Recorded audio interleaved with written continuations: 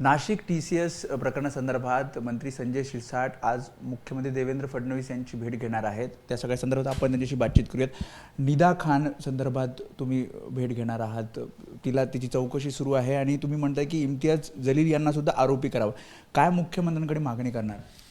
आज मुख्यमंत्री साहेबाला कॅबिनेट झाल्यानंतर मी वैयक्तिक भेटणार आहे।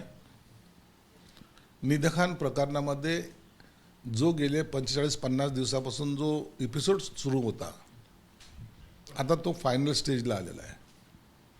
ती निदा खान 35 दिवस आमच्या संभाजीनगरमध्ये होती आणि नाशिक पोलीस जेव्हा तिच्यासाठी शोध मोहिमेसाठी वेगळ्या 4 टीम्स महाराष्ट्रभर फिरत आहेत, त्यावेळेला तिला लपवण्याचं काम इम्तियाज जलील आणि त्याच्या सहकारी नगरसेवक, त्यांच्या पक्षाचा नगरसेवक मतीन पटेल यांनी केलं। मतीन पटेलला अटक केली, परंतु हा इम्तियाज राजकीय ताकदीचा वापर करून माझं कोणी काही करू शकत नाही या आविर्भावामध्ये आताही प्रेस घेतोय। त्यांचं असं म्हणणं आहे की निदा खान जर दोषी असेल तर मी तिला साथ देणार नाही, पण ती नसेल तर मग मी मात्र साथ देईन। ती नसेल की असेल हे ठरवणार तो कोण आहे? ते कोर्ट ठरवेल ना। एखाद्यावर आरोप झाल्यानंतर त्याला कस्टडीत पोलीस घेतात ना, त्याची कस्टडी घेतल्यानंतर त्याची चौकशी करतात ना, पोलीस त्यांचं काम करतात। त्याच्यानंतर चार्जशीट कोर्टात जाणार आहे, कोर्ट डिसिजन घेणार आहे की ते खरं की खोटं। परंतु त्याच्या पहिले तुम्ही त्याला निर्दोष साबित करणं, निर्दोष आहे असं म्हणणं आणि त्याच्यासाठी उघड भूमिका घेणं म्हणजे त्या आरोपीला तुमचा संमती की सपोर्ट आहे हे दिसून येतं। तुम्ही त्या निदा खानला एका घरामध्ये 35 दिवस का ठेवलं? तुम्ही पोलिसाला का सहकार्य केलं नाही? कायदेशीर बाबी होत्या, तिला बेल घेता आली असती, तिला कोर्टात जाता आलं असतं, तिला त्याच्याबद्दल कोणी पाबंद केला होता का? पण तिला लपवणं हा एक मोठा गुन्हा आहे।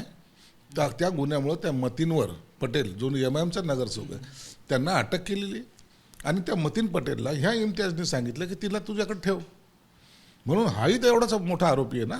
मुख्यमंत्र्यांना काय बोलणार आहात? काय मागणी? SIT मुख्यमंत्र्यांकडे आज जाऊन मी SIT चौकशीची मागणी करणार आहे, कारण की हे प्रकरण फक्त नाशिक पुरतं मर्यादित नाही, तर महाराष्ट्राच्या अनेक भागामध्ये असे प्रकरण घडत आहेत।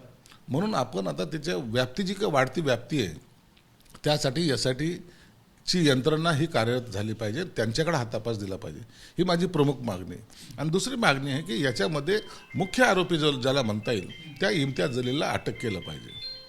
ते म्हणतात की पालकमंत्री वर्दी घालून आदेश देतात किंवा सूचना करतात। हे बघा, मी समाजाचं नेतृत्व करतो, पालकमंत्री म्हणून माझी जबाबदारी माझ्याकडे होत असलेला कोणताही क्राईम किंवा इतर कोणतेही जे समाजाला घातक असलेले धंदे आहेत त्यांना पाबंद घालणे ही माझी ड्युटी आहे ॲज अ पालकमंत्री म्हणून, आणि मी ती निभवतोय।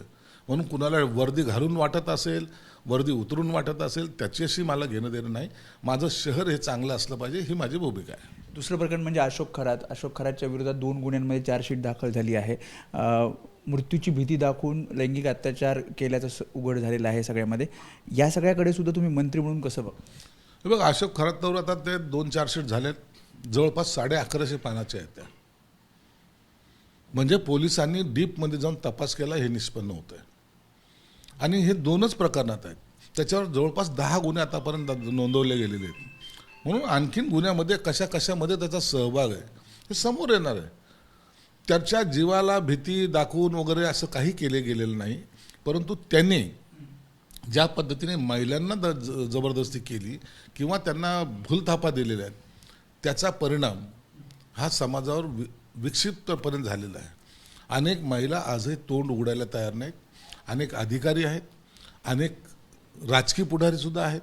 ते सर्व प्रकरणं आता बाहेर येतील आणि हे त्याच्याशी जे निगडीत असतील, मग ते राजकीय क्षेत्रातले असो, अधिकारी असो, व्यापारी असो की महिला असो, या सर्वांवर सरकार ही कारवाई जरूर करेल। मला वाटतं राजकीय क्षेत्रातील काही नावं आहेत, असू शकतात ना, नाकारता कसं येईल? म्हणजे कणकरांची आज परत EDची चौकशी आहे, त्यांना पण SIT समोर जावं। हे बघा, कोणी असेल, राजकीय क्षेत्रातला असेल, मग इवन तो मंत्री जरी असला तर त्याच्यावर पुरावे जर भेटले तर त्याच्यावर कारवाई झाली पाहिजे, हे आमचं स्पष्ट मत आहे। तर हे होते मंत्री संजय शिरसाट। त्यांनी विस्तृतपणे जे नाशिकचं TCS प्रकरण आहे त्यासोबतच अशोक खरात प्रकरण यावर सविस्तर प्रतिक्रिया दिली। कॅमेरामन अजित कदम समी, वेदांत नेब, ABP माझा, मुंबई। एबीपी माझा, उघडा डोळे बघा नीट.